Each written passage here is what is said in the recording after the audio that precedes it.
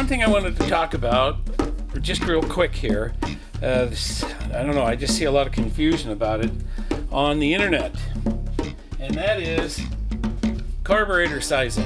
Let me just explain the way I look at it, and this has served me very well for 30 years. You look over my shoulder, and I'll just do a quick little thing about it. I'll just run a few numbers for you. Let's see. Let's just take my 302 here, 302 cubic inches. Carburetors are sized in CFM, which is cubic feet per minute. I have to convert cubic inches into cubic feet. So basically, I need to divide this by 12, 12, and 12. Or if you want to just have a number in your head, 12 times 12 times 12, which is 1728. Okay, that's how many cubic inches there is in 1 cubic foot. Okay, CFM, as in cubic feet per minute, we're going to deal with the RPM of the motor, which is revolutions per minute. The minutes will transfer over. We just got to get inches, cubic inches into cubic feet, and then we can just do the calculation. If we take 302 and we divide it by 1728,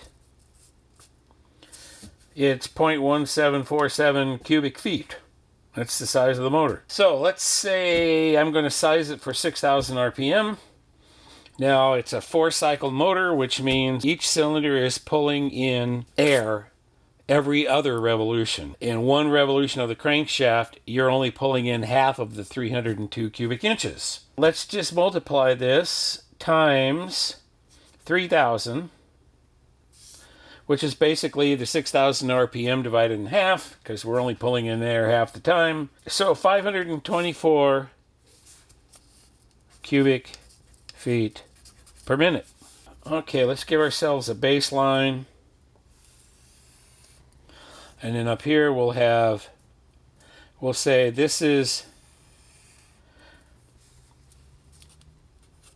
524 cubic feet per minute.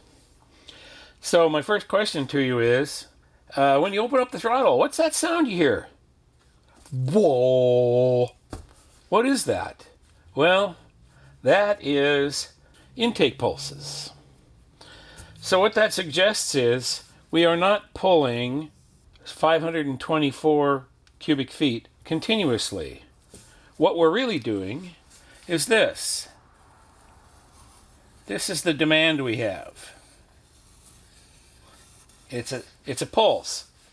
We're pulsing, then we're not, then we are, then we're not. The average might be 524, but if we want to develop horsepower, we need to accommodate these peaks here. Because otherwise, it's just like having the throttle blades shut. 524 would give you stock performance, but we need to know what this is right here. I'm just going to draw an arbitrary line here and say, well, about half of the CFM is running continuously and the pulsing is in the second half. This is about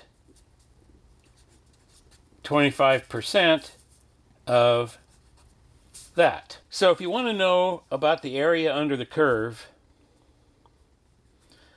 what you do is you've got your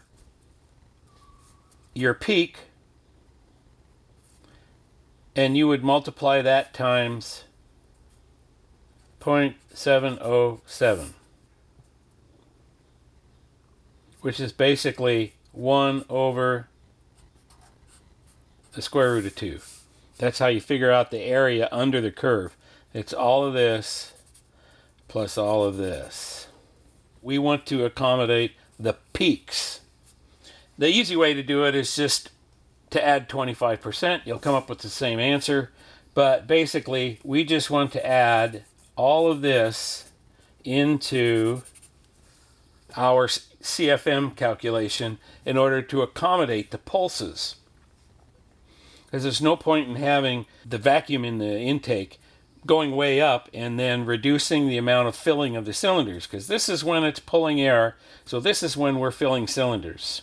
This is where your volumetric efficiency and the velocity of the air is continuing to fill the cylinder during overlap. So we just want to accommodate this. So basically, we don't need 524. We need to know what this figure is up here. The 524, we will divide that by 262, and we will multiply this times the square root of 2, which is 1.41. Now let's add back our 262, and we get 631. That's where we are right here, 631 CFM. So if I were sizing a carb for this motor to go 6,000 RPM and pull power at 6,000 RPM, then I would go to I'd probably put a 650 CFM carb on it. And there you have it. That's how I do it. You can get the same answer just as easily by figuring out your 524 and then just multiply it by 1.25, just adding 25%. You end up with around 655. So somewhere around that, 524 times 1.2, 628. Between 20 and 25% more.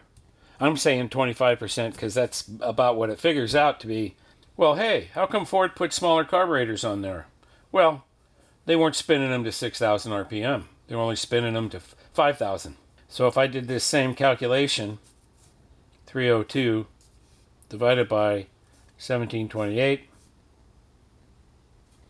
and then multiply it times 2,500,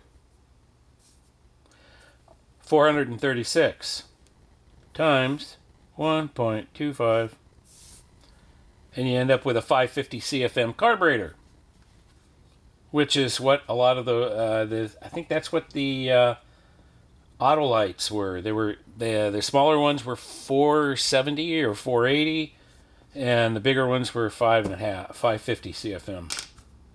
But let's say we wanted to do a full out race version. Once again, 524.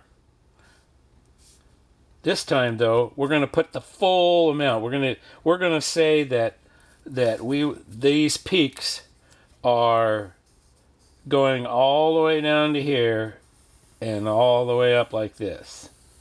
This is what we're trying to do. So we need to calculate this point here for full out race. Okay. Then we would just multiply this times the square root of 2. 1.41. 738 CFM. That's why you would see a 735 on the Shelbys. Or 725, whatever their vacuum secondary carburetor was. That's it. That's how I calculate it. I've always considered it the pulsing.